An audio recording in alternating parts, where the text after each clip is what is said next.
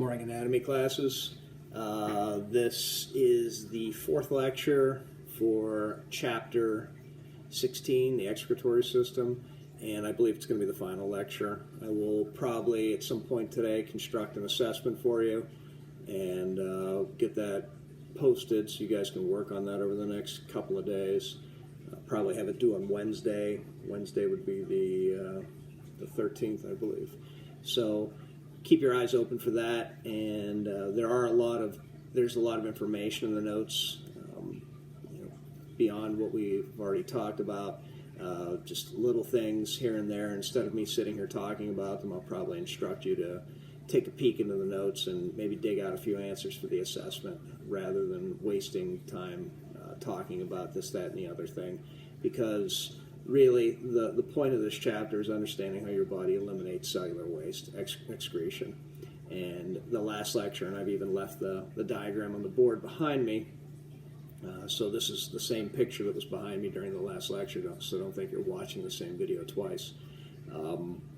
This process of filtration, secretion, reabsorption, super important obviously for maintaining homeostasis, which is what I told you as a concept is the concept, which would weave its way through the entire course this year. And this chapter kind of brings it together in a way that involves almost all the systems.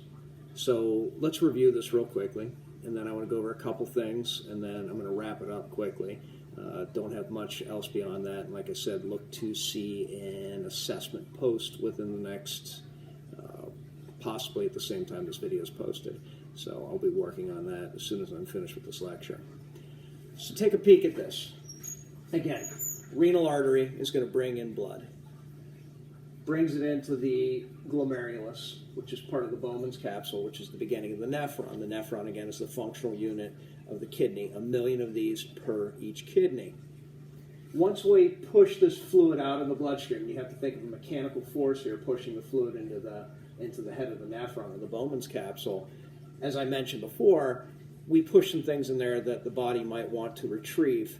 So we don't call this urine at this point. So if I were to open up this nephron, this Bowman's capsule at this point, take a sample of the fluid that's in there, it's not urine, it's not blood, it's called the filtrate, because that's exactly what just happened to it. It was filtered out. We left the red blood cells behind. They're going to stay in the capillaries. That's the point. You don't want blood cells in your urine. That's the problem. That means you have kidney issues.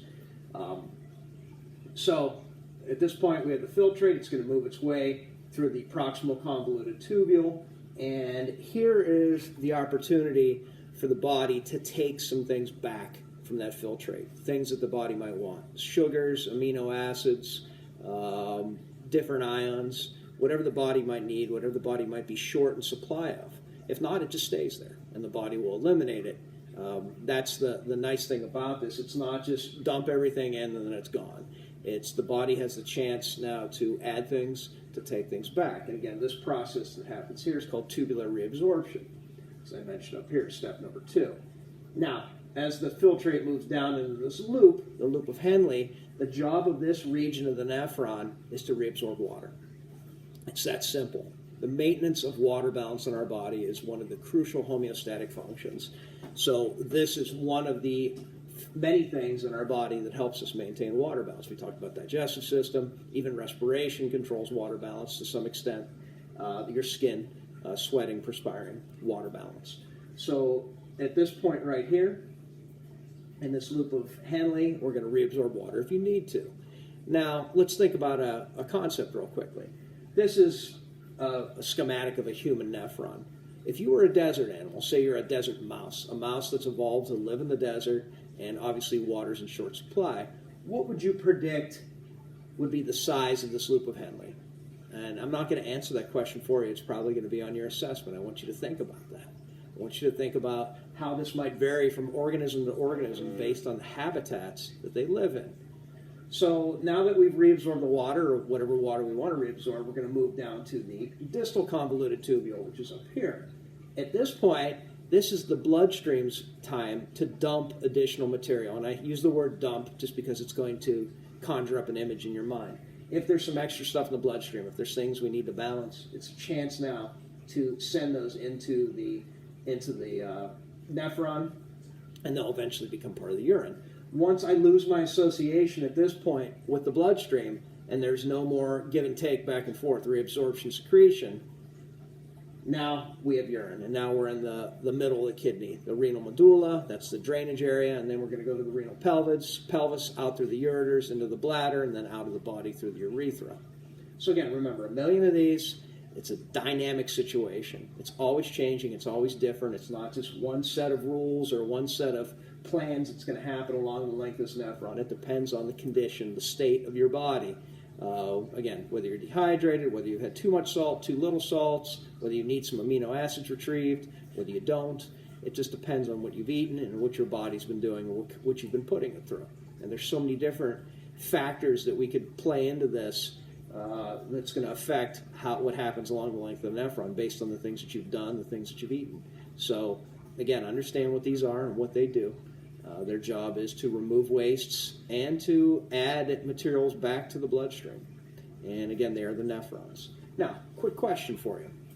And this will definitely be on your test, and this is something that I do address in the notes typically.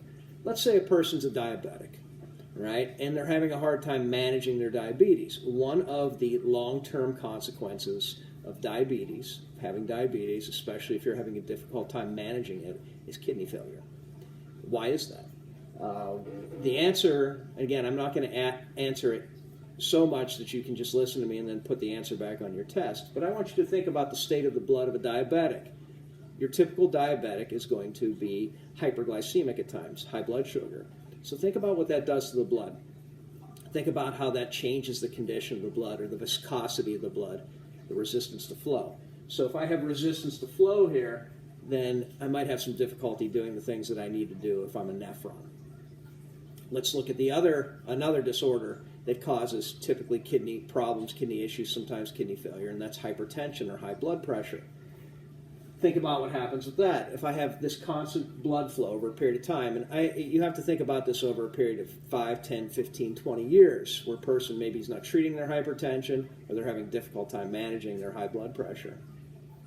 So this constant force on the nephron, think about what's going to happen here. You're going to have breakdown of the glomerulus, you're going to have breakdown of the Bowman's capsule, and the nephron's going to fail. It's going to die. And your kidneys, or your kidney can function with about 35 to 40% of its nephrons intact. So that means you could lose over half of your nephrons to whatever, just a period of time they die, they don't function properly anymore. Your kidneys can still function properly at about 35 to 40%. Once you get below that point, then you're going to get into what's called renal failure, or kidney failure. And depending on how bad it is, whether it's 100% renal failure, you might have to have some other options. Obviously, a kidney transplant, dialysis, or hemodialysis, where we actually take the patient's blood out of the body and filter it, is another option. Something you might want to look into, and something I'll probably throw a question about on your assessment. So that's all I have for today, and that's going to wrap it up for this chapter. So again, look, and it's Sunday right now as I'm doing this. Monday morning, I'll probably post this video, and I'll probably have an assessment that's going to follow that shortly, and that'll probably be due by Wednesday, and then we'll talk about the final questions, the things that you have to do cumulatively to finish up the year for me.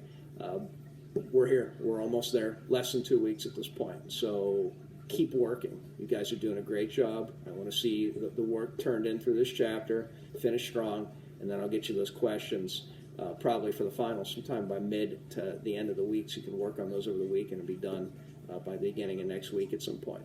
Have a good day.